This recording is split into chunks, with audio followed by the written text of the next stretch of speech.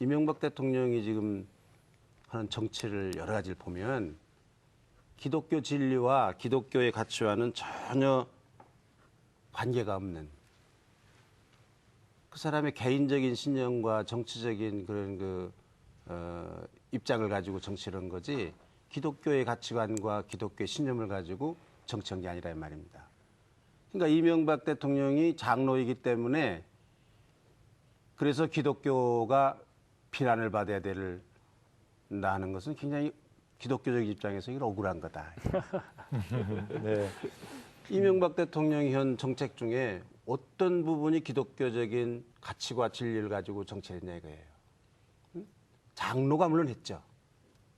그러니까 이명박 대통령이 기독교적인 진리와 가치를 가지고 정치를 하다 그것이 잘못된 것이었다. 그러고 비판한다 그러면 교회가 감내를 하고 기독교가 감내를 하는 것이 마땅하지만 전혀 그렇지 않고 그냥 장로라는 사람이 그냥 정치를 한 것뿐이고 기독교의 진리와는 아무것도 관계가 없는 그런 정치를 했는데 왜 기독교가 그걸 다 책임을 져야 되느냐? 기독교가 왜 비난을 받아야 되느냐? 저는 이제 기독교적 가치, 기독교의 진리가 뭔가는 정말 기독교인 수만큼 여러 가지가 있는 것 같아요. 네.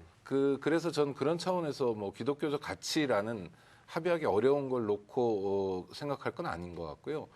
분명하게 교계에서 상당수 많은 분들이 특히 대형 교회를 중심으로 해서 장로 대통령을 만들자는 운동과 캠페인을 하셨고 그것이 대통령 선거에 상당한 영향을 줬고 또 대통령이 스스로 장로 대통령이라는 걸 강조했고 그런데 이제 문제가 있다고 봅니다. 저는 좀 4년 지나고 이제 임기가 다 끝나가는 마당이어서 평가를 해야 된다고 보는데 저는 얻은 건 없고 한국 교회가 이런 것만 잔뜩 있는 것 같습니다. 이를테면 그러니까 대통령이라는 게 이제 5년 임기를 가진 물론 현실적으로 최고의 권력이긴 하지만 지나가는 사람이거든요. 근데 한국 교회 전체가 뭐 전체는 아니겠습니다만 일부 대형 교회를 중심으로 현실 권력과 너무 이해를 같이 해버린 것 같아요. 그래서 이명박 대통령에게 쏟아지는 정치적 부담이나 비난도 한국 교회가 다 받아야 됐고 또 하나 가장 중요한 건 목사님께서 말씀하신 기독교적 가치는 아마 가난한 사람이나 소외된 사람과 같이 보듬고 사랑을 나누고 뭐 이런 것일 것 같은데 이런 면에서 현실 대통령은 굉장히 먼 거리가 있고 그래서 한국교회가 마치 이 가난한 사람이나 또 소외된 사람에게는 관심도 없고 정말 그저 현세에서 돈만 많이 벌면 되고 권력만 잘 잡으면 된다라는 이미지로 비춰져 있다는 것. 이런 것은 한국교회 입장에서 어마어마한 큰 손해인 것 같고요. 그런 손해가 연결돼서 개신교 전반에 대한 어떤 불신이나 반감으로 이어진 것 같습니다. 그 얘기를 이제 받아서 좀 정리를 해보자면 이제 임명진 목사님 말씀하시는 내용에는 우선은 대통령이 기독교 전체를 대표는 할 수가 없는데 그것을 놓고 기독교의 책임을 묻는 건 좀 부당하다. 이제 이런 얘기를 하신 것 같고요. 또 그다음에 하나는 정책이라고 하는 게 기독교 가치관과는 전혀 관계가 없는 건데 근데 문제를 삼자면 방금 이제 오창익 대표가 얘기했던 것처럼 아니 신앙인이고 기독교인이라면은 적어도 정책의 내용은 이 정도의 가치는 들어있어야 될 것 아니야?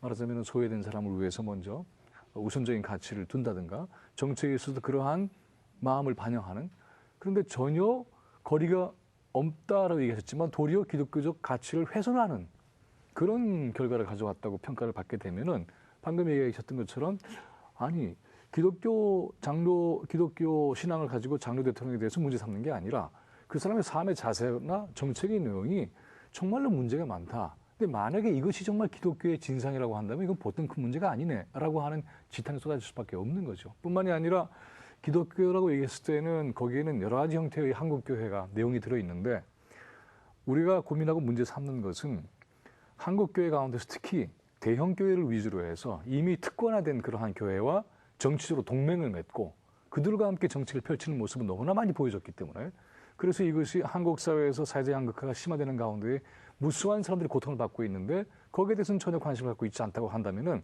대통령으로서도 문제가 있는 것이고 장로로서도 문제가 있는 것이고 다 문제가 있는 거죠. 이런 점에 대한 문제제기가 아닌가 싶어요.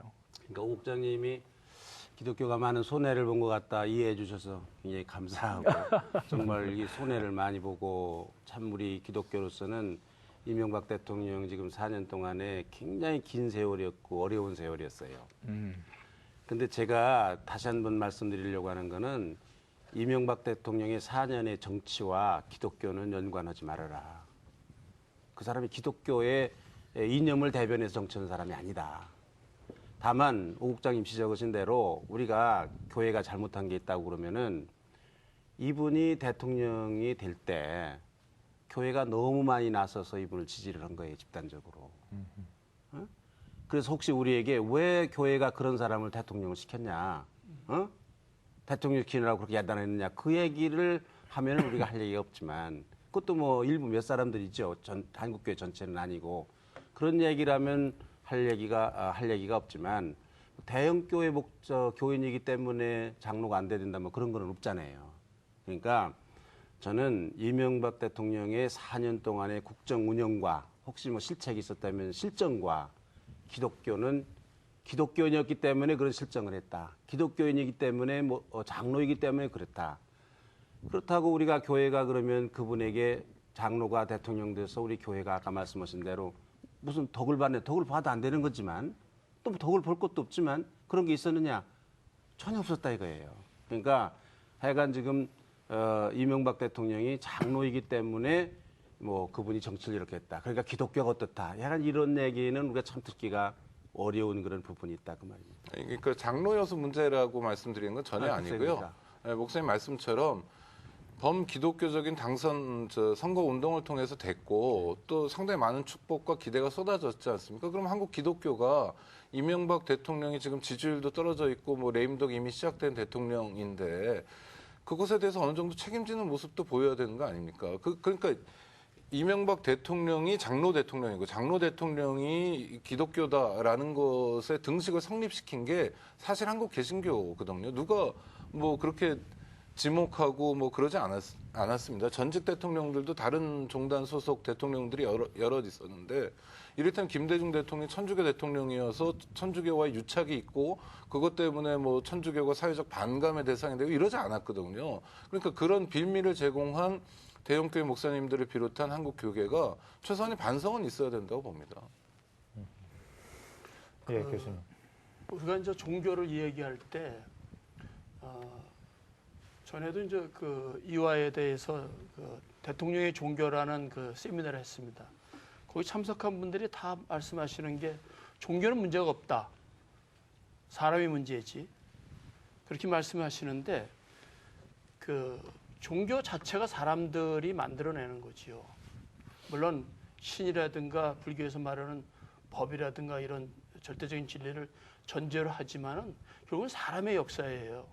그러니까는 임 목사님이 기독교는 문제가 없다라고 말씀하실 때 기독교를 구성하는 사람들, 그러니까 대통령이 그 아주 솔직하게 말씀하셨는데 대통령은 절대 기독교적인 정신을 가지고 하지 않고 자기 뜻대로 정치를 했다. 그게 당연하지요. 절대 자기 그 신념 가지고 하면 됩니다. 그런데 대통령이 장로라는 것과 선거 과정에서부터 대통령이 당선되고서 인사를 할 때 또는 이제 뭐 그 밑에 있는 사람들이 뭐 발언을 하고 뭐 경찰청장이 그 포스터를 찍어서 그 복음화 포스터를 찍고 이런 과정 이런 게 다 기독교의 행위입니다. 이게 종교 행위지요. 그런 의미로는 기독교도 네. 책임이 있다라고 저는 생각합니다.